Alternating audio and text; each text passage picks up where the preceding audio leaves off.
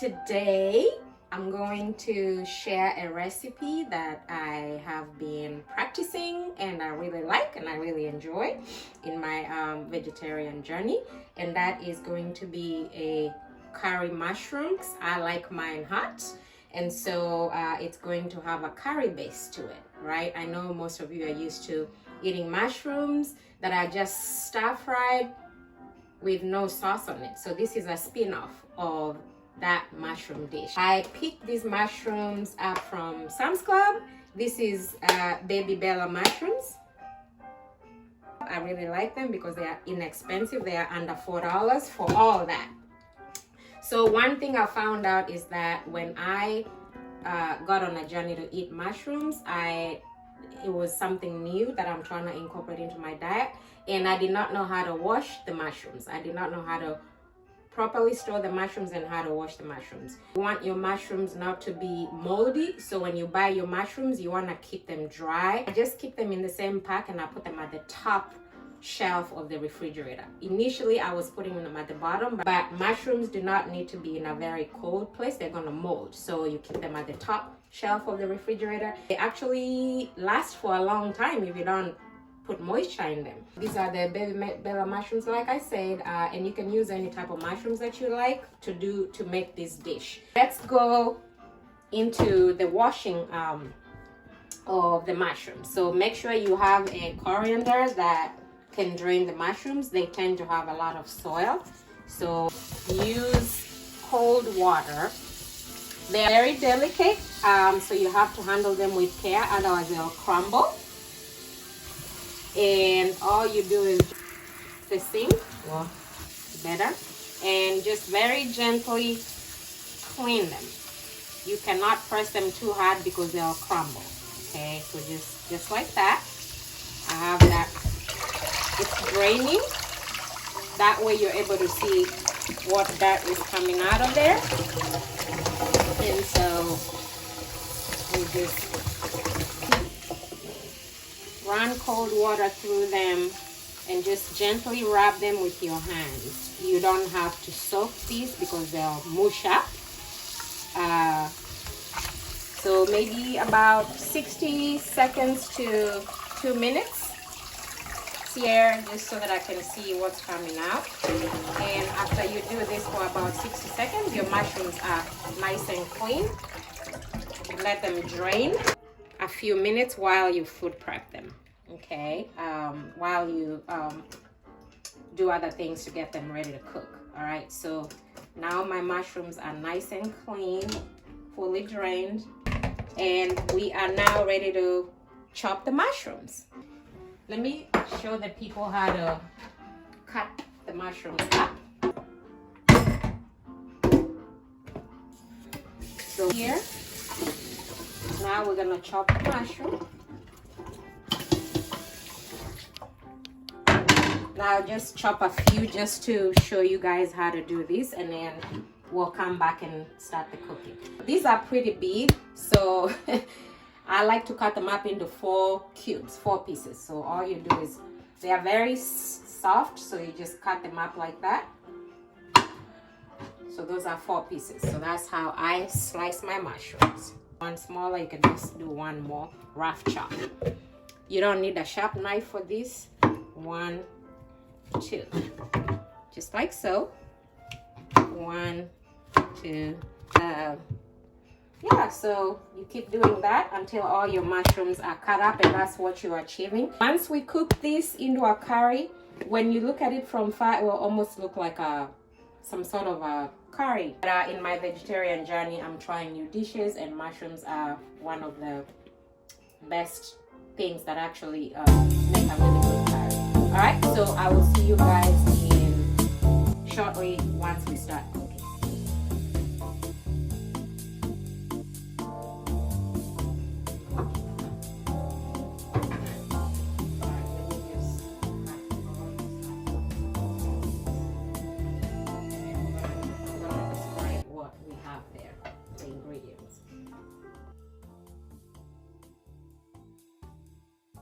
So we're ready to cook our mushroom curry. All right, the first thing you need is a nice pot that is non-stick. I really like this one. And turn your stove on to, not high but slightly high, because you need that pot to be nice and hot. Use olive oil. You can use any oil of your choice, but this is the healthiest that I like. Make sure you put about 2 tablespoons of olive oil in your pan. So now we are creating a curry base for our mushroom. So this is very different from what people know. Normally they just stir fry the mushroom, but I'm gonna start by making a curry base, and then the mushroom is just gonna be thrown in there. 2 tablespoonfuls of olive oil right there. I just eyeball it. If you are not comfortable, you can measure. I just like to eyeball it. In here goes 1 heaping tablespoonful of a ginger garlic paste. You can use fresh ginger. I like to buy this from my local Indian store, and it's fully done. And as you can see, that's a heaping tablespoonful. That goes in the pot. My heat is, I'm gonna put it too high so that then I'll reduce the heat once things start crackling up. This is a big red onion. I bought these from Sam's Club. They were quite big, so I split it up into 2, chopped it into small cubes, and this is a hot pepper. So just 1 of these in the pot. You can hear the simmer already. Give it a nice stir. You might need to add a little bit of oil, but let's see. So that's onion chopped up. 1 small piece of red pepper. I like it hot. I like to bring the heat. So we have garlic and ginger paste in there.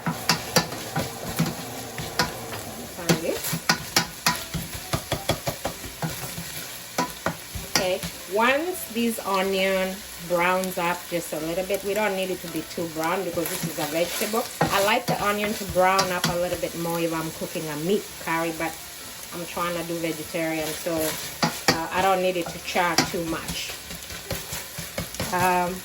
You can add more oil depending on how you like it, but all right. And then in here, after about 2 minutes, this is a coriander cumin powder. Again, I get this from my local Indian store. I buy a lot of my curries from there. Put a heaping 1 tablespoonful of that. The reason why we are putting the spices directly in the pan with the onions is once the heat brings out all the flavors. The next thing I'm doing is, this is a teaspoonful of curry powder with half a teaspoon of turmeric. You can see turmeric back there. I just like to mix it up. At this point, just turn your heat to about medium so you don't burn the pan.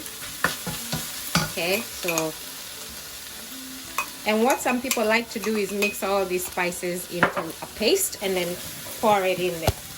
I might have to do that. Oh, I might need to add just a little bit of oil in here. 1 more teaspoon, just so that the pan doesn't stick.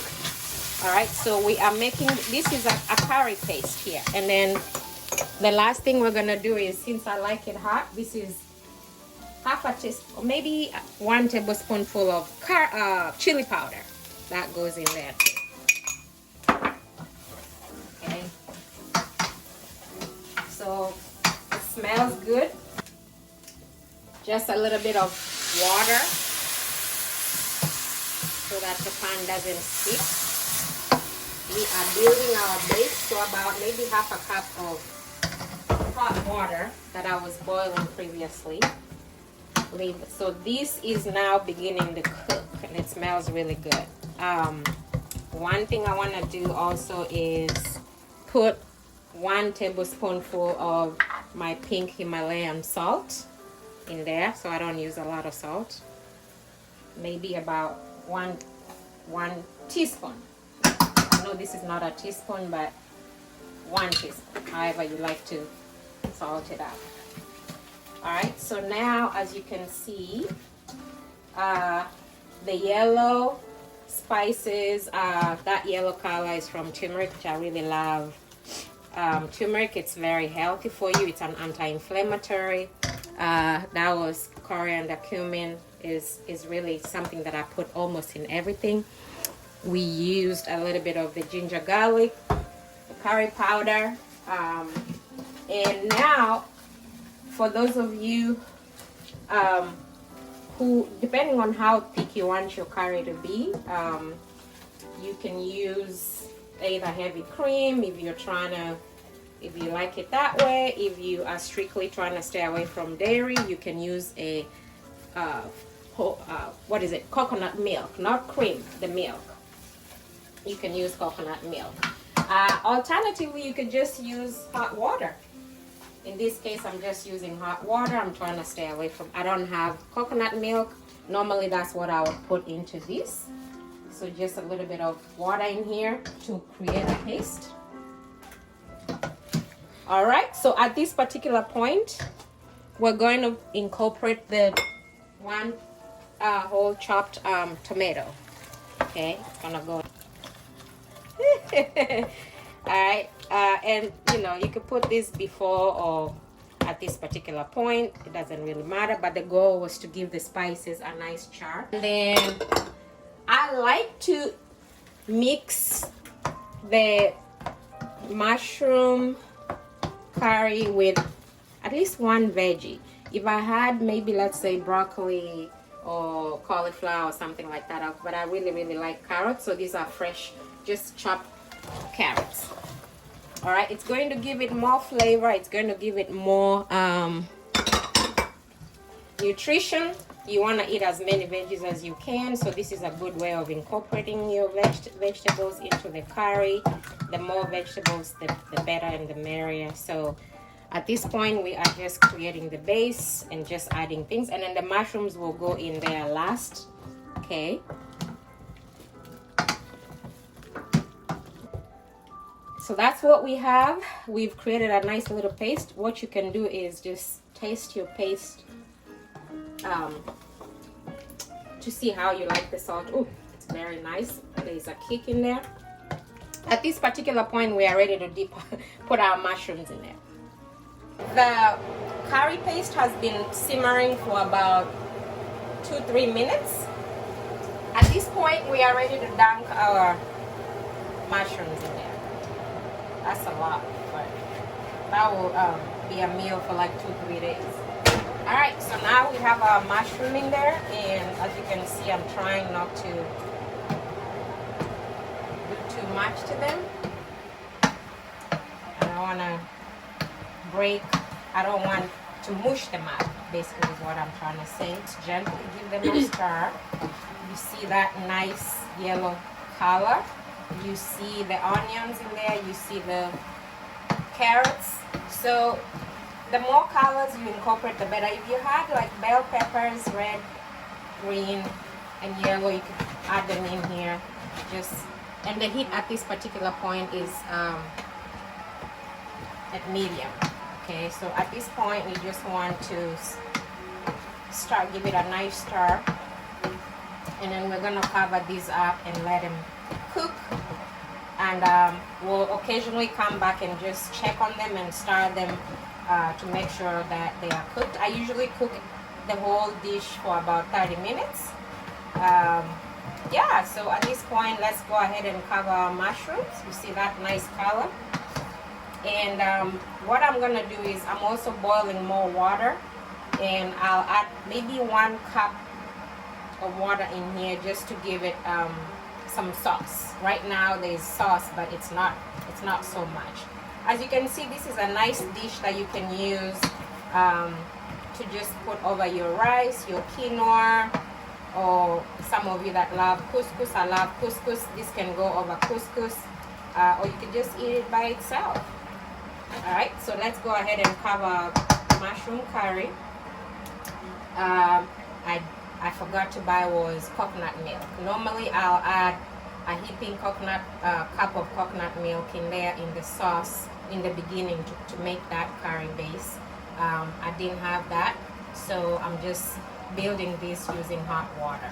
But the spices are curry. Alright, so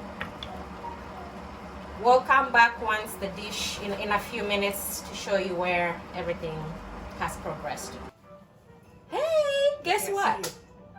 I actually, good news, I was able to find a can of coconut milk in my pantry. I thought I had run out.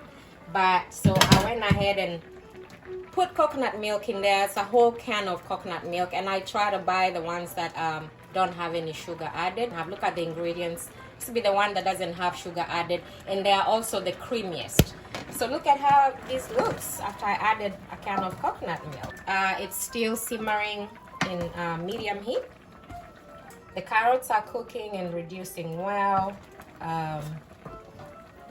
And depending on how thick you want your curry to be and how much sauce you want, you can tailor your water to that. I like to have a lot of sauce so that when I serve it over rice or quinoa, I have sauce. And then what happens is when this cools down and is put in the fridge, the next day when you want to warm up the pot to eat, if you don't put enough sauce in there, it just disappears because the mushrooms just soak up all the water and whatever liquid you put in there. So I like to put enough, maybe half water, half coconut milk. That way, because I'm gonna be eating this for 2-3 days, I like to just prepare this and have this done. As you can see, it looks like pieces of meat from far. But it's gonna taste really, really good. So within the next maybe 15 minutes, the mushroom will have cooked and hardened. You don't have to cook it too long. At this particular point, if there's anything else you want to add to be creative, you can. But this is my favorite. It's really mild. I could have made it as hot as I want, but this is mild. It's that 1 teaspoon of chili powder is really giving it a kick. Let me try to see if we have enough salt to taste. I usually just do that and put it in my hands. It tastes good. The chili is just right, and the coconut milk tastes really, really good. All right, people, so we'll come back in about 10 minutes and I'll show you the finished product.